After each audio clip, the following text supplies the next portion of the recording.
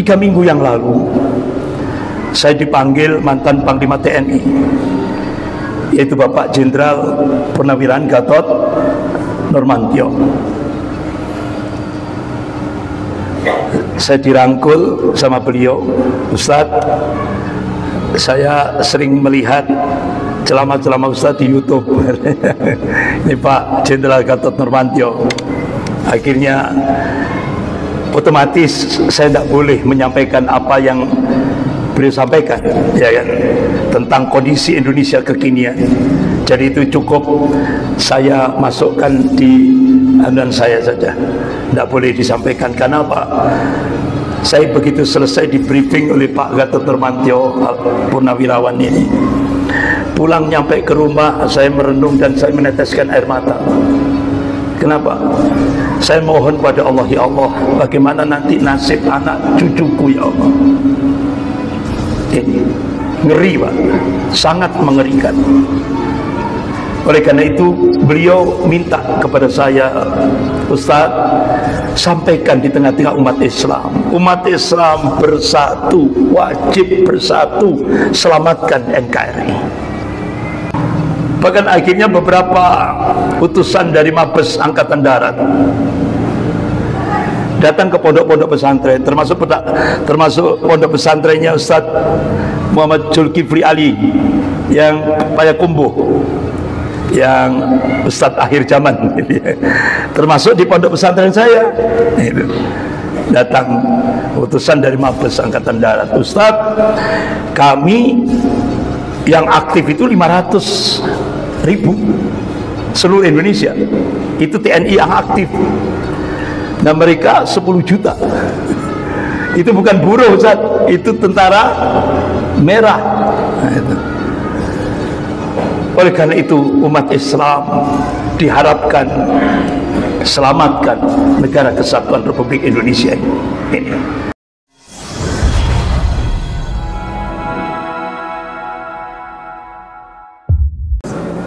Assalamualaikum warahmatullahi alhamdulillah.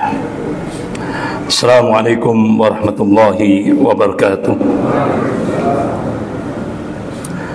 Innal hamdalillah nahmaduhu wa nasta'inuhu wa nastaghfiruh wa na'udzu billahi min shururi anfusina wa min sayyiati a'malina. Man yahdihillahu fala mudilla lahu wa man yudlil fala hadiya lahu. Asyhadu an la ilaha illallah wahdahu la syarika lahu wa asyhadu anna Muhammadan abduhu wa rasuluh. Alhamdulillah. Ya ayyuhalladzina amanu taqullaha haqqa tuqatih wa la tamutunna illa wa antum muslimun. Ya ayuhan nasu taqu rabbakum alladhi khalaqakum min nafsin wahidah wa khalaqa minha zawjaha wa batha minhuma rijalan katsiran wa nisaa wattaqullaha alladhi tas'aluna bihi wal arham innallaha kana 'alaikum raqiba.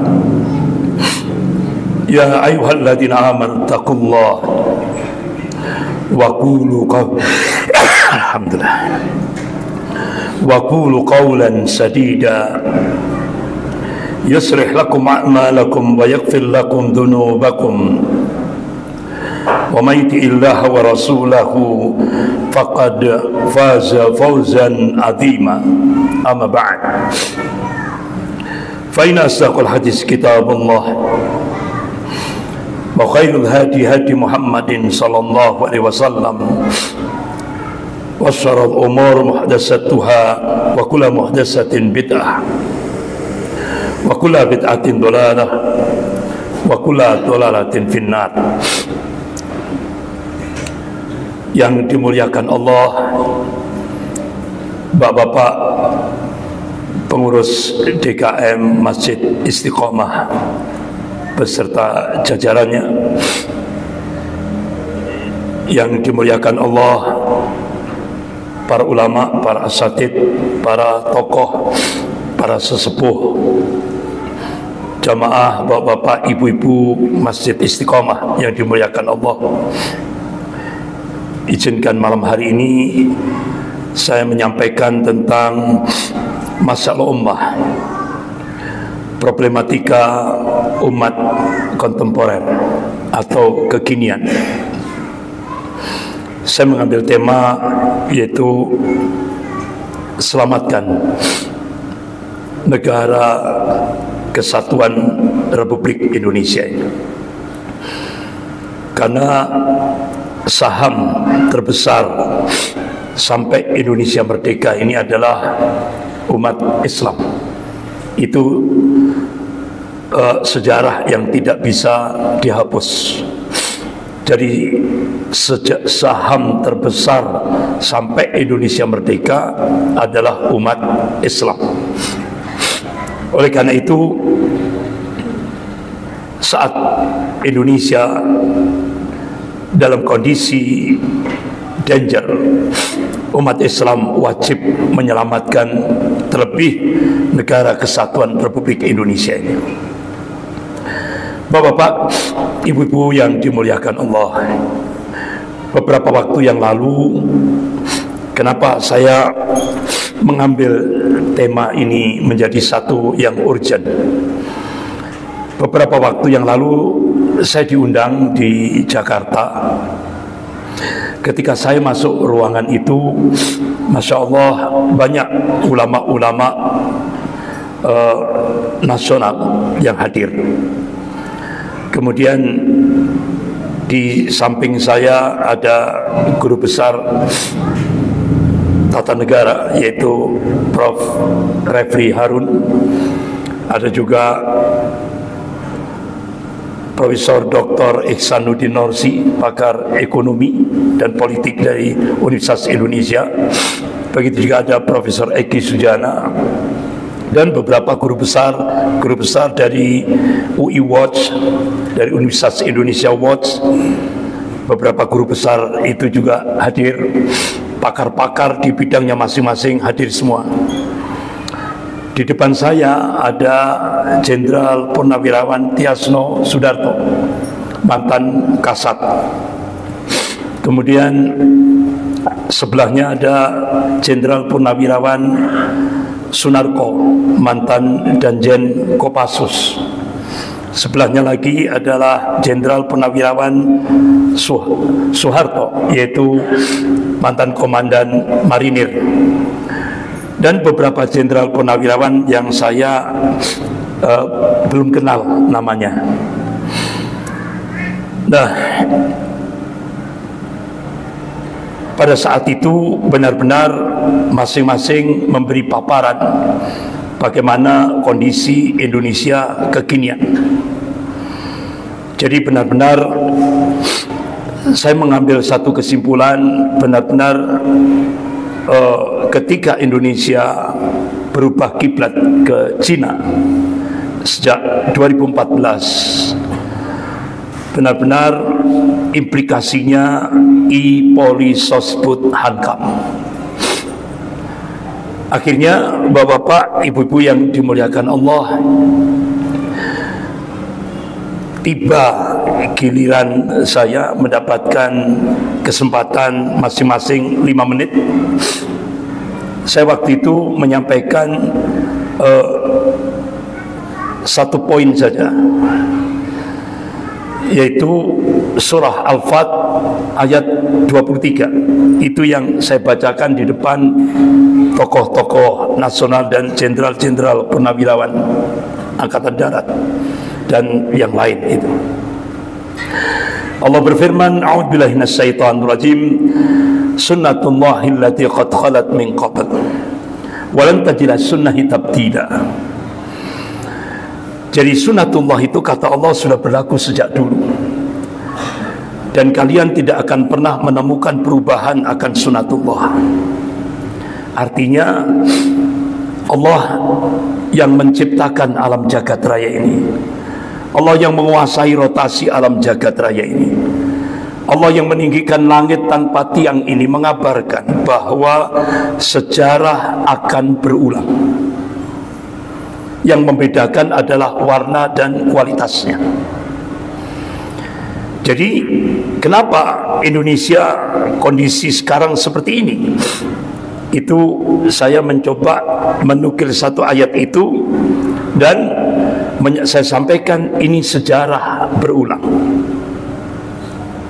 Artinya ketika kita menganalisis Indonesia kontemporer, kita harus setback, membuka sejarah masa lalu, sehingga analisis kita itu benar-benar menyeluruh, totalitas, tidak parsial. Ini. Kemudian Bapak-bapak, Ibu-ibu yang dimuliakan Allah, saya juga mengutip dari waktu 5 menit yang singkat itu, saya mengutip surah An-Nahl ayat 112. Allah berfirman, A'udzubillahi minasyaitonir rajim. Wa daraballahu mathalan qaryatan kanat 'aminatan mutmainnah ya'tiha rizquha raghadan min kulli makan fakafarat bi an'amillah fa'adaqah libasal ju' wal khauf bima kanu yasna'un. Wa daraballahu mathalan qaryatan kanat 'aminatan mutmainnah ya'tiha rizquha raghadan min kulli makan. Jadi Allah memberikan perumpamaan akan sebuah negeri yang dulunya aman, tenang, tentram, rezekinya melimpah ruah dari segenap penjuru, dari segenap tempat. Itu kalau kita mencoba untuk ikra, membaca realitas kehidupan, lebih khusus di Indonesia, benar-benar hampir mirip. Kalau dalam bahasa Jawa, gemah ripah loh jinawi, gitu kan. Toto tentrem kertora harjo. Artinya kalau menurut pakar arkeolog dunia, Indonesia ini Atlantis yang hilang. Artinya apa? Surga dunia Indonesia. Ya. Tapi kenapa sekarang Indonesia masuk 100 negara termiskin tingkat dunia? Padahal sumber daya alam Indonesia luar biasa. Ya kan? Kalimantan ini luar biasa. Nah, itu. Bahkan ketika saya diundang perusahaan LNG di Bontang, itu saya sempat dialog dari beberapa petinggi-petinggi di LNG Bontang. Itu hutang Indonesia yang 7.700 triliun yang sering kita baca di media, itu insya Allah cukup Bontang saja yang bisa menyelesaikan itu. Cukup itu. Ya, kan?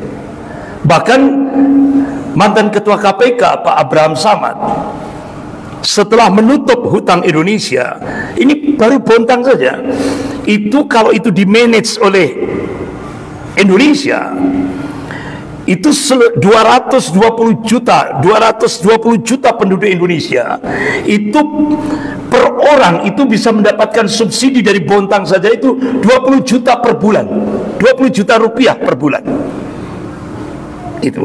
Itu baru Bontang, belum nikel, belum tambang emas, belum denyumon, belum yang lain. Bahkan pernah saya diundang di kampus di agak tinggi gitu, waktu itu di Banjarmasin kalau tidak salah. Saya sampaikan kepada mahasiswa, ini di Kalimantan ini sudah dideteksi, ya kan?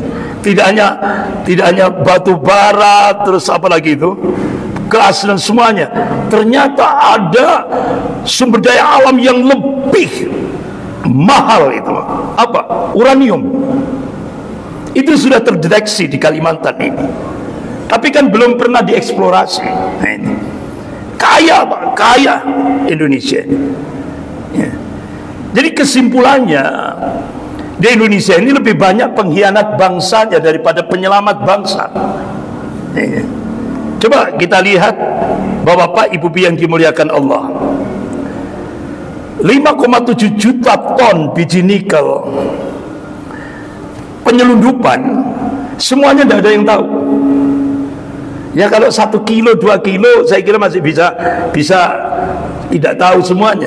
Ini 5,7 juta ton biji nikel, seluruh Indonesia tidak ada yang tahu sama sekali. Berarti ternyata pengkhianatnya lebih banyak daripada penyelamat bangsa. Ini. Jadi, Bapak Ibu yang dimuliakan Allah, benar-benar luar biasa. Apa yang digambarkan oleh Allah itu luar biasa. Tapi sayang, kata Allah, setelah Allah memberikan perumpamaan, wa daraballahu mathalan qaryatan kanat aminatan mutmainnah ya'tiha rizquha ragadan min kulli makan fakafarat bi an'amillah. Tapi sayang, penduduk negeri ini ingkar akan nikmat-nikmat Allah. Apa wujud ingkar akan nikmat Allah? Begitu Indonesia berubah kiblat ke Cina, otomatis ketika Indonesia melakukan agreement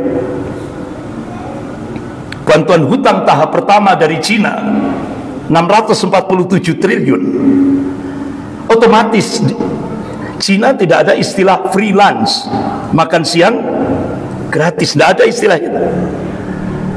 Apa syarat yang diajukan oleh Cina pada Indonesia? Yang pertama, agama harus dipinggirkan dalam kehidupan berbangsa dan bernegara.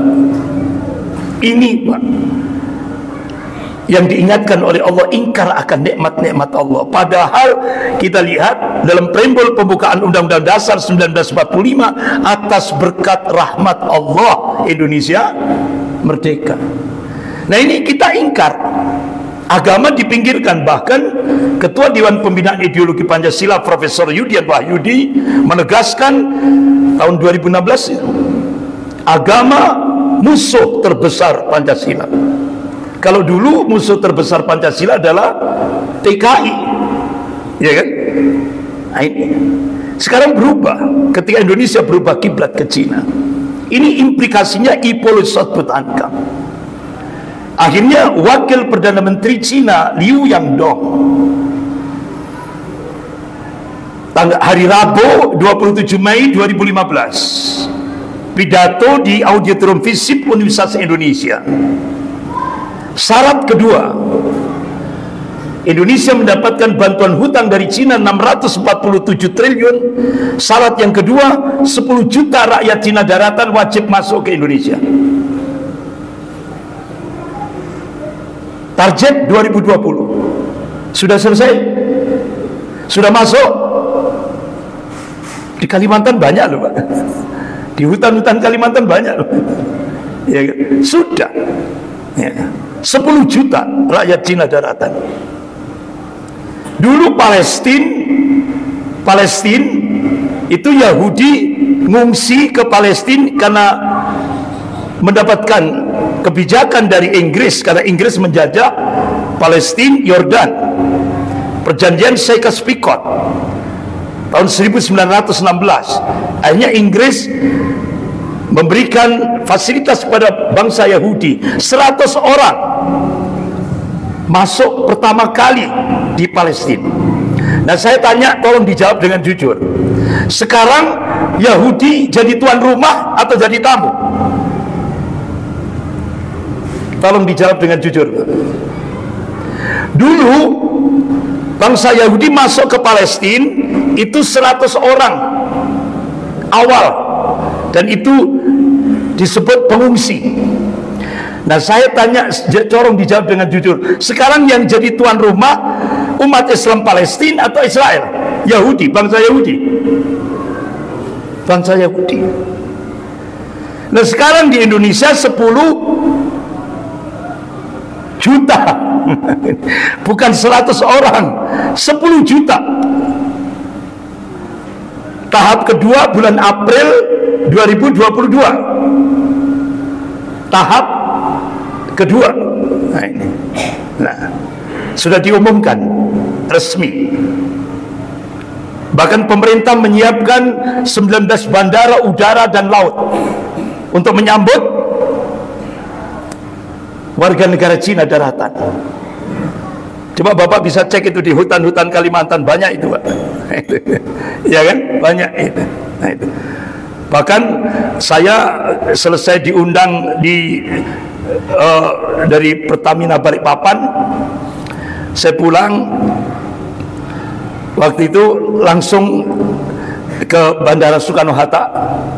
Waktu itu masih saya masuk itu jam sangat dini hari waktu itu, sebelum subuh. Itu. Akhirnya saya turun sambil menunggu sholat subuh, saya turun ke bawah, ke gate 6, ada musola kan, saya nunggu sholat subuh. Begitu naik ke atas, itu sudah ratusan orang-orang Cina daratan sudah memenuhi ruang tunggu di gate 6 itu. Jadi pribuminya itu bisa dihitung itu. Jadi coba saya tabayun, saya cek ini gimana, ini tiap hari atau iya Ustaz, tiap hari. Rata-rata arahnya ke arah Kendari, Bandara Kendari, dari Suhat ke Bandara Kendari ini. Nah, satu-satunya yang berani mengekspos masalah ini adalah Bapak Sutioso, Jenderal Purnawirawan Sutioso, mantan Kepala BIN, Badan Intelijen Negara, mantan Gubernur DKI. Jadi sampai beliau memberikan warning, ini melampaui apa yang terjadi di Palestina. Kalau di Palestina dulu 100 orang yang masuk, ini di Indonesia jutaan, Pak. Bahkan akhirnya beberapa utusan dari Mabes Angkatan Darat datang ke pondok-pondok pesantren, termasuk pondok pesantrennya Ustadz Muhammad Zulkifli Ali yang Payakumbuh, yang Ustadz akhir zaman, termasuk di pondok pesantren saya. Datang utusan dari Mabes Angkatan Darat, Ustadz, kami yang aktif itu 500.000 seluruh Indonesia, itu TNI yang aktif. Nah, mereka 10 juta. Itu bukan buruh, Ustadz, itu tentara merah. Nah, itu. Oleh karena itu umat Islam diharapkan selamatkan negara kesatuan Republik Indonesia ini. Terakhir, bapak-bapak, ibu-ibu yang dimuliakan Allah, 3 minggu yang lalu saya dipanggil mantan Panglima TNI, yaitu Bapak Jenderal Purnawirawan Gatot Nurmantio. Saya dirangkul sama beliau, Ustadz, saya sering melihat ceramah-ceramah Ustaz di YouTube. Ini Pak Jenderal Gatot Nurmantio. Akhirnya otomatis saya tidak boleh menyampaikan apa yang beliau sampaikan, ya kan, tentang kondisi Indonesia kekinian. Jadi itu cukup saya masukkan di anuan saya saja, tidak boleh disampaikan. Karena apa? Saya begitu selesai di briefing oleh Pak Gatot Nurmantio Purnawirawan ini, pulang nyampe ke rumah, saya merenung dan saya meneteskan air mata. Kenapa? Saya mohon pada Allah, ya Allah, bagaimana nanti nasib anak cucuku, ya Allah. Ini ngeri, Pak, sangat mengerikan. Oleh karena itu beliau minta kepada saya, Ustaz, sampaikan di tengah-tengah umat Islam. Umat Islam bersatu, wajib bersatu, selamatkan NKRI. Ini Pak. Bapak-bapak, ibu-ibu yang dimuliakan Allah, kembali seperti apa yang saya sampaikan tadi, ini semuanya tidak lepas daripada sejarah. Kalau kita menganalisis kondisi Indonesia kekinian, itu tidak lepas dari sejarah. Kita buka sejarah. Jadi bapak-bapak, ibu-ibu yang dimuliakan Allah, saya mengajak bapak-bapak untuk membuka saat Indonesia dijajah oleh penjajah Belanda. Ada ini genealogi paham pergerakan dan politik di Indonesia. Saat itu satu-satunya pergerakan Islam yang pertama kali melakukan perlawanan terhadap penjajahan Belanda, yaitu Serikat Islam, organisasi Serikat Islam, yang itu terus akhirnya muncullah Muhammadiyah, kemudian Nahdlatul Ulama, terus pergerakan-pergerakan Islam yang lain. Itu. Jadi yang pertama kali 16 Oktober 1905 Masehi itu adalah Haji Umar Said Cokro Aminoto. Jargon beliau waktu itu semurni-murninya tauhid, setinggi-tingginya ilmu, dan sepandai-pandainya siasah. Jadi jargonnya luar biasa, Pak. Cukup dalam sekali maknanya. Kenapa beliau memunculkan moto semurni-murninya tauhid? Karena kalau kita menjadi hamba Allah yang wahid, pasti dijamin menang. Pasti kita akan diberikan kemenangan dari sisi Allah Subhanahu wa ta'ala. Karena kunci kemenangan itu kalau kita sudah menjadi hamba Allah yang wahid, yang mentauhidkan Allah dalam segala aspek kehidupan ini. Gitu. Nah, setelah berdiri itu anggotanya Serikat Islam jutaan di seluruh Indonesia. Akhirnya penjajah Belanda gerah. Itu promotor pertama yang mengimbangi Serikat Islam, yaitu dimotori oleh Madame Blavatsky. Dia turunkan, dia kirim Liberton. Dari beberapa tokoh-tokoh di Indonesia itu disusupkan pemikiran, yaitu ajaran teosofi. Ajaran teosofi itu, agama itu ada di cleaner, dicuci lagi. Ini Madame Blavatsky ini adalah tokoh Zionis Yahudi internasional, tapi masuk ke Indonesia dengan cara soft, lunak, lewat pemikiran. Nah, akhirnya Bapak Ibu yang dimuliakan Allah, begitu Serikat Islam ini meluas di seluruh Indonesia, penjajah Belanda gerah. Akhirnya didirikanlah organisasi. Setelah 3 tahun berdiri Serikat Islam, didirikanlah organisasi Budi Utomo. Tanggal 20 Mei 1908 Masehi. Itu. Nah, organisasi Budi Utomo itu, Bapak Ibu yang dimuliakan Allah, semuanya digaji oleh penjajah Belanda.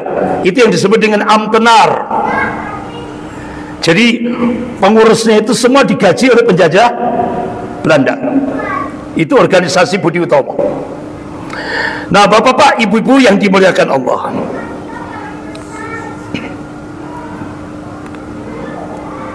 akhirnya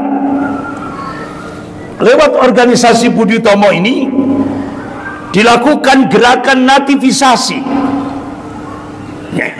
yaitu mencoba menghambat atau meminggirkan kaum muslimin dari aspek sejarah dan perjuangan dalam membangun bangsa dan negara ini. Dibenturkanlah adat budaya dengan agama. Gitu.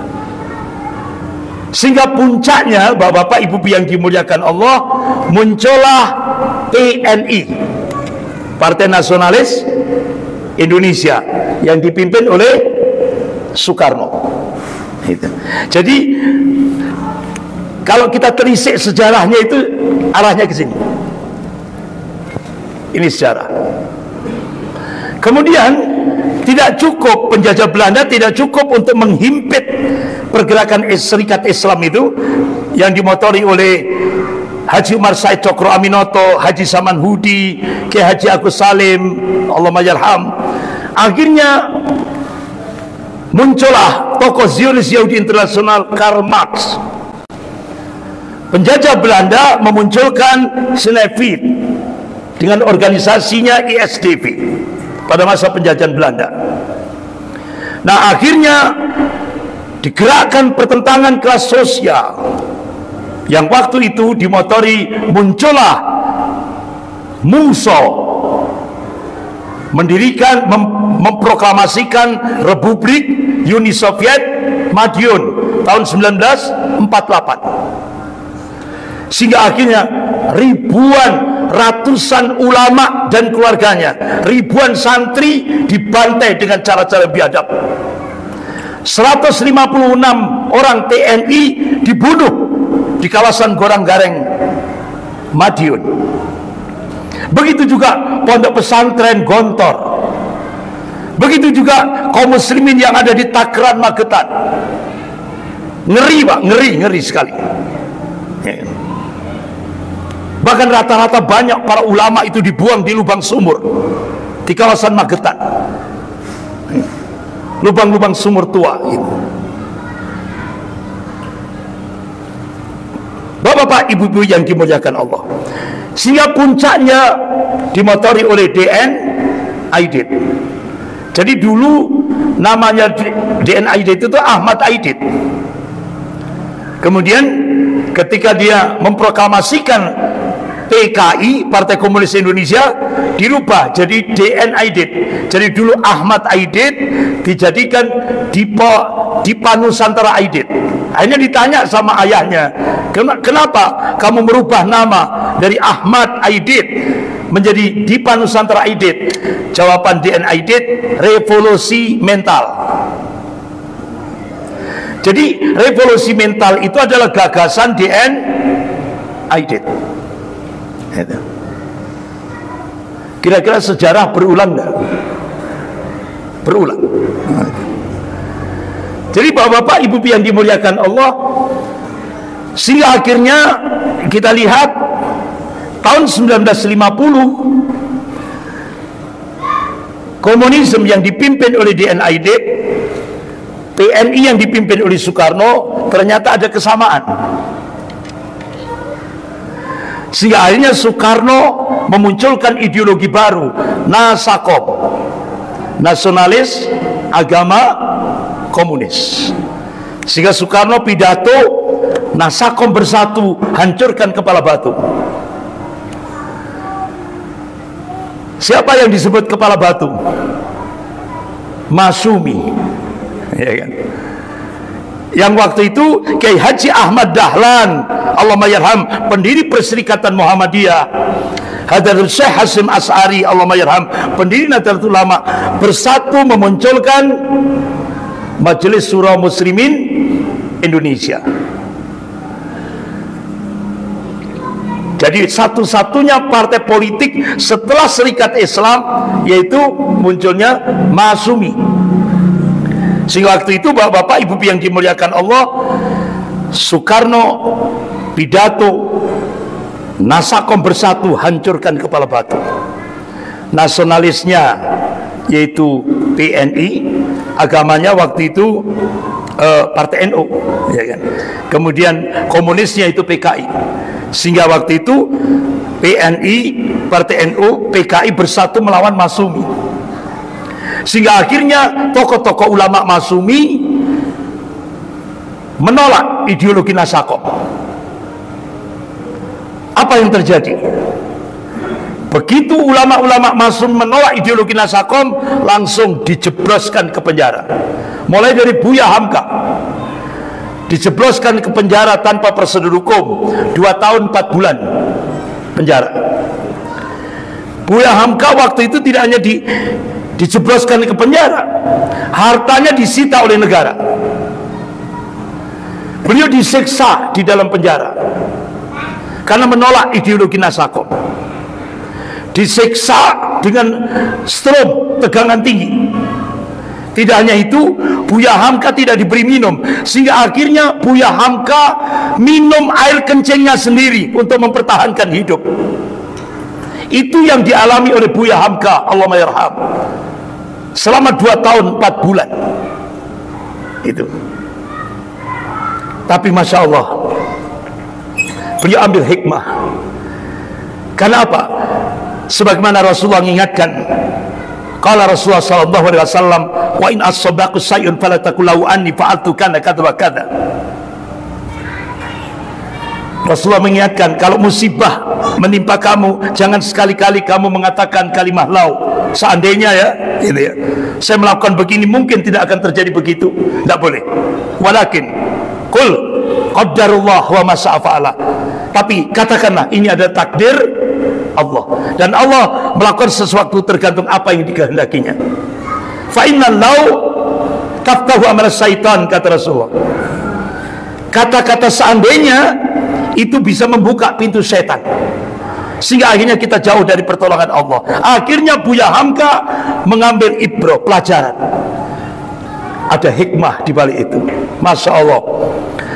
Begitu beliau di penjara 2 tahun 4 bulan, beliau selesaikan tafsir, penulisan tafsir Al-Azhar 30 juz tuntas. Itulah hikmah yang beliau ambil. Akhirnya Buya Hamka, Bapak Ibu yang dimuliakan Allah, bercita-cita kalau selesai masa tahanannya, yang pertama kali akan didatangi adalah Presiden Republik Indonesia yang pertama, Soekarno. Tujuannya apa? Untuk memberi maaf, bukan minta maaf, memberi maaf kepada Presiden Soekarno. Apa yang terjadi? Saat beliau hampir selesai masa tahanan, ajudan Presiden Soekarno datang ke penjara Buya Hamka. Beliau serahkan satu secari kertas. Buya Hamka mengucapkan kalimat istirja, inna lillah wa inna ilaihi raji'un. Ternyata Presiden Republik Indonesia yang pertama meninggal. Di bawahnya itu tulisan tangan Soekarno, minta kepada Buya Hamka untuk menjadi imam sholat jenazah Presiden pertama Republik Indonesia. Bagaimana respon Buya Hamka? Masya Allah. Beliau ulama yang ikhlas. Beliau tetap, walaupun beliau dizalimi, dari surat itu sudah menunjukkan fakta bahwa Presiden Soekarno merasa bersalah, menjebloskan Buya Hamka tanpa prosedur hukum, menyiksa, menyita hartanya. Akhirnya sejarah membuktikan bahwa yang menjadi imam sholat jenazah Presiden pertama Republik Indonesia, fotonya itu sudah tidak bisa dirubah, yaitu Buya Hamka. Allahumma yarham. Luar biasa Pak, ulama-ulama kita dulu ya. Bapak Ibu yang dimuliakan Allah, pertanyaannya bagaimana Bung Hatta? Apalagi pasca dekret Presiden 5 Juli 59, di mana Buya Hamka, di mana Bung Hatta? Bung Hatta mufarakah, menolak ideologi Nasakom, sehingga akhirnya waktu itu muncul duet nasional Soekarno dan DN Aidit. Ini Pak, sehingga di gedung Gelora Bung Karno waktu itu, sekarang kan GBN ya kan, di gedung Senayan dulu ya, itu ratusan ribu orang-orang PKI, masih jaya-jaya PKI, mendengarkan duet nasional, pidato duet nasional Soekarno dan DN Aidit. Sehingga baliho-baliho di Jakarta itu nampak sekali, baliho-baliho itu adalah gambar Karl Marx, Soekarno, DN Aidit. Tidak ada Bung Hatta. Nah, Bapak-bapak, Ibu yang dimuliakan Allah, ini sejarah. Nah, sekarang bagaimana perbedaan antara Serikat Islam dan Budi Utomo? Tujuan didirikannya Serikat Islam itu adalah untuk memperjuangkan Islam Raya dan Indonesia Raya. Budi Utomo adalah tujuan didirikan organisasi Budi Utomo untuk memajukan Jawa dan Madura saja, lingkup kecil Jawa dan Madura saja. Bagaimana bahasanya? Anggaran dasar, anggaran rumah tangga Serikat Islam ditulis dalam bahasa Indonesia, sementara anggaran dasar, anggaran rumah tangga Budi Utomo ditulis dalam bahasa Belanda. Kenapa? Karena semua pengurus Budi Utomo digaji oleh penjajah Belanda yang sering disebut dengan Ambtenaar. Ini bapak-bapak yang sepuh-sepuh masih ingat itu, Ambtenaar. Nah, itu digaji oleh penjajah Belanda. Bagaimana sikap organisasi terhadap penjajahan Belanda. Kalau Serikat Islam non kooperatif, artinya Serikat Islam melakukan perlawanan terhadap penjajahan Belanda. Sementara organisasi Budi Utomo kooperatif terhadap penjajah Belanda, karena semua digaji oleh penjajah Belanda. Bagaimana sikap organisasi terhadap agama? Kalau Serikat Islam memperjuangkan Islam